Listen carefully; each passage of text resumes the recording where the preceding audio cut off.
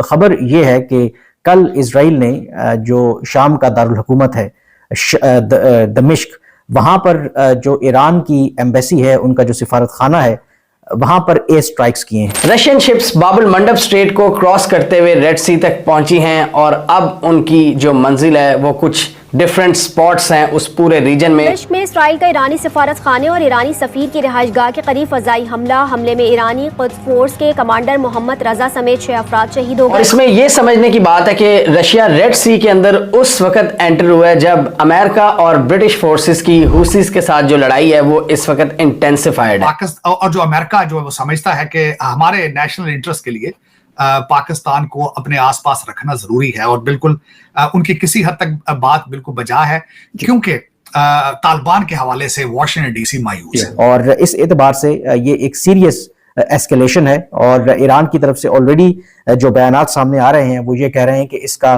वो फैसला कुन और एक भरपूर जवाब देंगे, और उन्होंने अमेरिका को भी इसका जिम्मेदार ठहराया है, क्योंकि उन्होंने कहा कि अमेरिका को इसका आंसरेबल होना पड़ेगा। जो आवाम के साथ बुरी से फिर बुरी हो रही है, पेट्रोलियम मसनूआत की कीमतें बढ़ गई हैं। अभी मैं खबर भी देख रही हूँ कि बाकायदा तौर पे पूरे पाकिस्तान के अंदर बिजली महंगी होने का नोटिफिकेशन भी बाकायदा तौर पे जारी हो गया।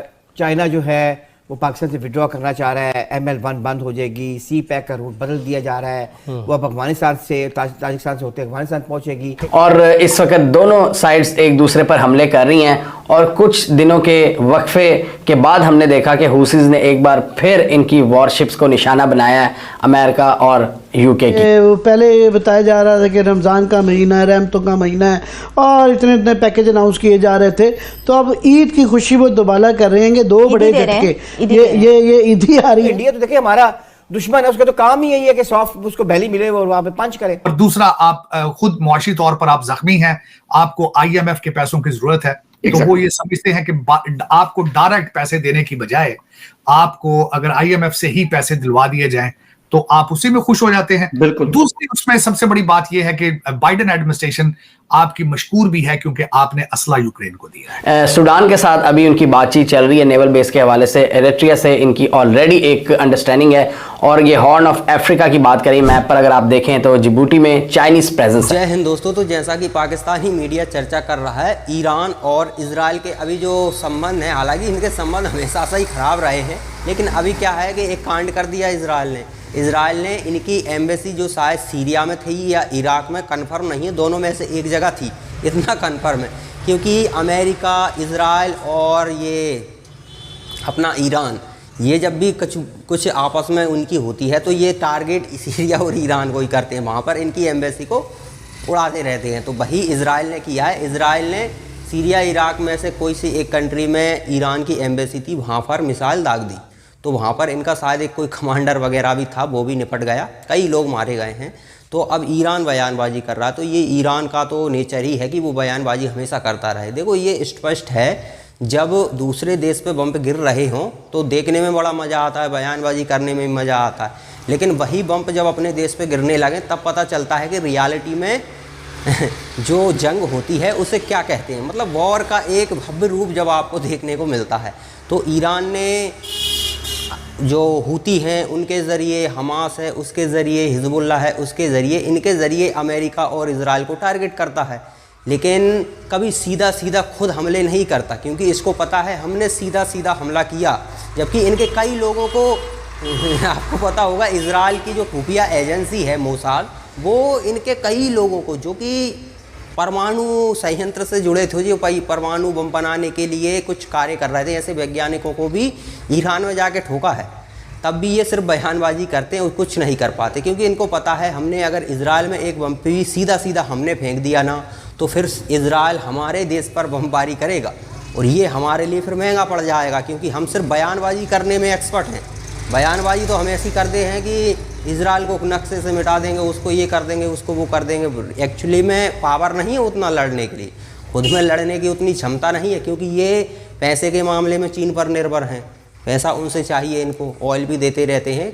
हालांकि सेंसस लगे हुए हैं तो ज़्यादा कुछ कर नहीं पाते, ऑयल तो इनके पास बहुत है, लेकिन अमेरिका के सेंसस के चक्कर में ज़्यादा ऑयल बिकता नहीं है।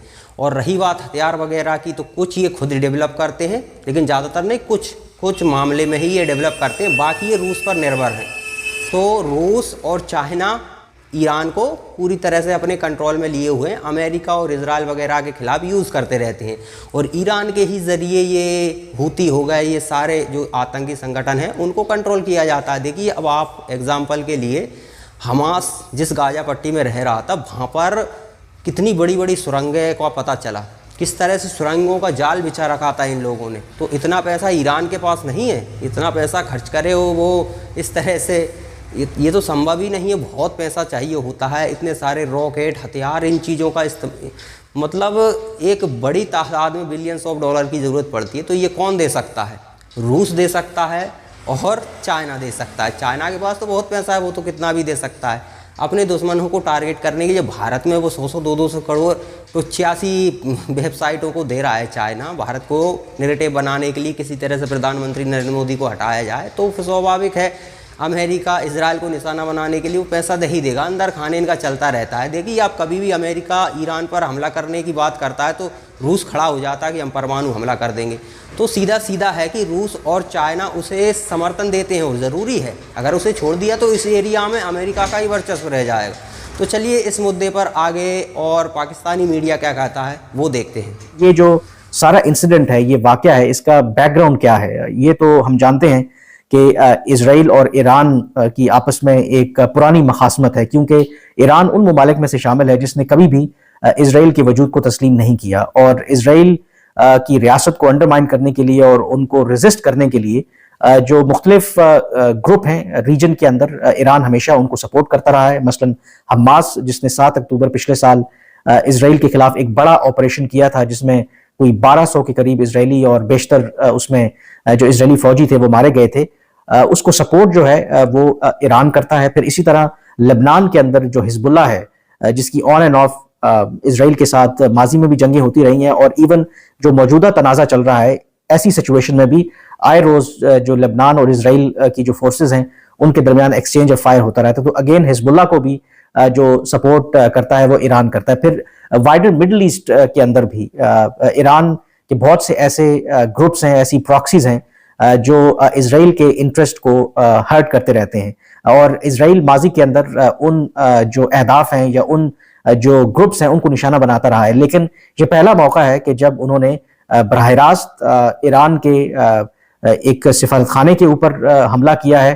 तो ये जो सारी सिचुएशन अब इवॉल्व हो रही है, इसके नतीजे में ऑलरेडी हम जानते हैं कि इस वक्त जो मिडिल ईस्ट के अंदर सूरत हाल है, खास करके गजा की जो सूरत हाल है, जो इजराइल जो कुछ कर रहा है, तो उसके बाद अगर ईरान भी इसमें बराह रास्त शामिल हो जाता है, क्योंकि एक बात हमें याद रखनी चाहिए कि अभी भी ईरान की जो भी स्टांस हो, जो भी पॉलिसी हो इजराइल के हवाले से, लेकिन बराह रास्त कभी भी इनकी आपस में लड़ाई नहीं हुई, हमेशा थ्रू डिफरेंट ग्रुप्स। और जैसे मैंने कहा कि हमास हो, हिजबुल्ला हो, या इस तरह की जो इस्लामिक रेजिस्टेंस जो कहते हैं कि movement with in entire middle east जो इजराइल के खिलाफ लड़ रहे हैं, तो उनको तो ईरान सपोर्ट करता रहा है इनडायरेक्टली, लेकिन कभी भी बराह रास्त इजराइल को उस तरीके से कन्फ्रंट नहीं किया।